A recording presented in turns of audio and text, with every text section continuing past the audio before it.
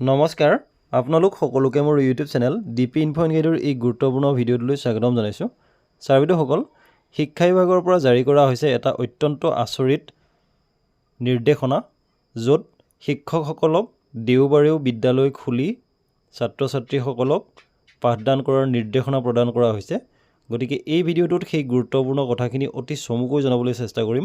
আশা কৰিছোঁ আপোনালোকে ভিডিঅ'টো শেষলৈকে চাই ইনফৰমেশ্যনখিনি ভালদৰে জানি ল'ব, লগতে এই সন্দৰ্ভত আপোনালোকৰ বহুমূলীয়া মন্তব্যও প্ৰকাশ কৰিব আৰু ভিডিঅ'টোৰ ইনফৰমেশ্যনখিনি যাতে প্ৰতিজন শিক্ষক শিক্ষয়িত্ৰীয়ে লাভ কৰিব পাৰে সেইকাৰণে ভিডিঅ'টো সকলোৰে লগত শ্বেয়াৰ কৰিব।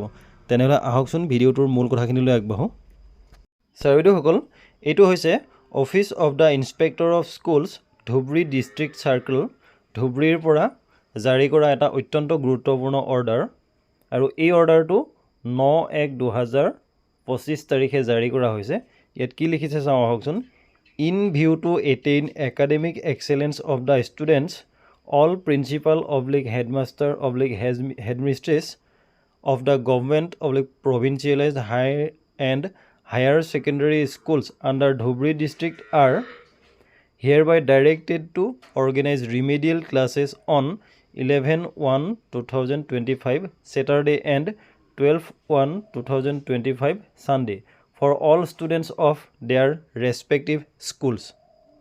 All BOs are instructed to circulate this order among the schools under their jurisdiction and ensure the effective conduct of the remedial classes.